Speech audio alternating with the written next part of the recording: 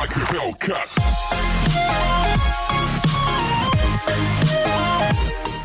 Hello and welcome back to the channel, where once again it's time for another first impressions video, with today's game being Real Heroes Firefighter, which was released originally just on the Wii in August of 2009 in North America, before coming out in Europe over a year later in September of 2010. It then actually got followed up with a Nintendo 3DS release, then a Windows release, then a Windows HD remaster in 2021, and it also came out on the Xbox One, the PS4, and the Nintendo Switch, much to my surprise. Okay, see that satellite dish on the roof? So the storyline for Firefighter is that it's an incredibly hot summer in Los Angeles, which means there are more fires taking place all over the city, and you take control of a new firefighter on the department named Proby, who is being fast-tracked to join the company as they go throughout the city putting out all the fires.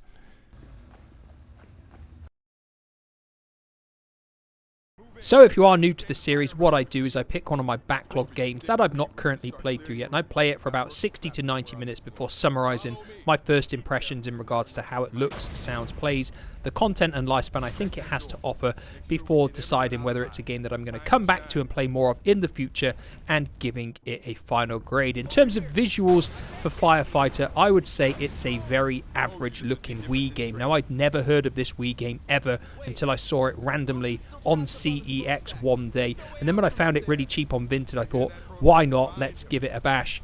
There is definitely nothing here that pushes the Wii at all, and I've got a feeling it was probably a relatively low budget game, in all fairness. That doesn't mean it looks terrible. Everything looks functional and fine, but it's not the most detailed, not the most spectacular of looking games in any way, shape or form. The fire, whilst you may think initially it looks quite good, when you get close to it, it is quite flat looking and rather unimpressive. The game runs fine though. I've had no issues with slowdown or anything whatsoever.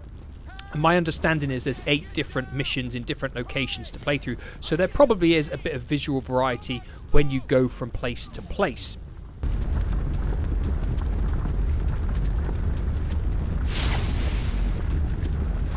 So moving on to the sound next, and this for me was the highlight of my time spent with the game, because I felt the game, in terms of its sound effects, sounds very, very good. The atmosphere that it creates due to the sound of the fire, the buildings falling down, all the equipment that you have to use, it is genuinely a positive plus point for the game, and it actually took me by surprise by how good it all sounded. Now, the voiceover work isn't probably as good. It feels like it probably did have a low budget in that regard, but it also uses the Wii remotes quite effectively, because the Wii remotes do have a speaker in, and you actually get messages I should say relayed to you through the speaker on the Wii remote, which is an actual novel thing. It's quite a unique way to use the Wii remotes. The downside is they're quite difficult to hear because of the sound from the actual game coming out of the TV, but my hat does go off to the developers for trying to come up with something new.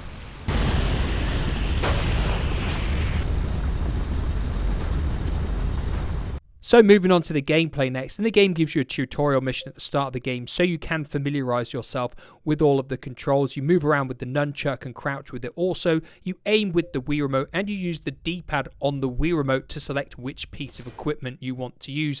The extinguishers and the hose simply involves you pointing at the screen to blast away, whereas the axe and the halogen do have some motion control involved in them. And this is one of those games where at the time it came out, you'd have said, oh wow, this is great, pointing at the screen to shoot your water and put fires out, and then use your axe by swinging the remote. The problem is, when you play a game like this now, you can't help but feel that this game would probably just play a little bit better if it was being controlled with a simple dual analog controller like a PlayStation or an Xbox pad or a Wii Pro controller. I just feel it would be sharper and slightly easier to play overall. I think a lot of the motion controls now, when you go back to them and try and play with them, they just don't feel very good. They were novel at the time, but now when you're looking back retrospectively, they just don't feel as good. So whilst the game does play okay, in all fairness, I do feel it would probably just play a little bit better if you could use a normal control pad.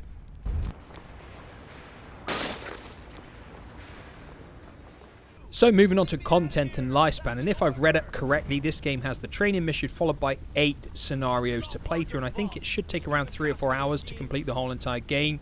Now, there are collectibles to collect within the stages as well, and they do give you a few unlockables to my knowledge. So if you're someone who likes to find every last little thing within every stage that you play of a game, that will probably give you more lifespan out of it. Now, for me, this is the kind of game that once I played a stage of it, I don't want to play that stage again. And I would simply play through this from start to finish and then probably never play it again. Another drawback is the fact it's only a one-player game. If this had a two-player mode where you could play through the missions together, I think it would have had a little bit more appeal and a little bit more longevity in my eyes. But as it stands, I think it's the kind of game you'll play through it once and then probably not want to play again.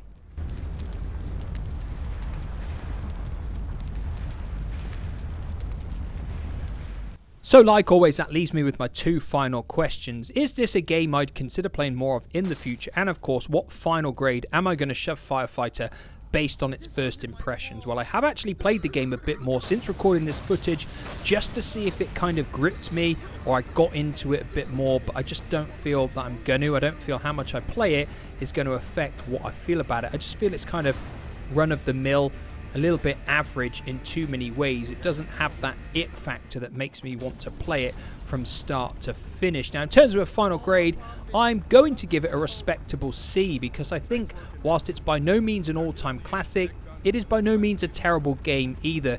It looks okay, it plays okay, and it actually sounds very good, but I just feel it's got that little special spark missing to make it what I would call a really good game. But of course, these are just my thoughts and my thoughts alone. If you played this when it came out on the Wii, let me know with a comment down below. And also, if you've played one of the updated HD remasters, let me know if they're any better or if you can actually use different styles of controls, because I can't imagine they're just going to be Kinect based or Joy-Con based or PlayStation Move based controls. But again, I could be wrong. Let me know your thoughts down below, and like always, I'll be back in the near future with another video. Goodbye for now.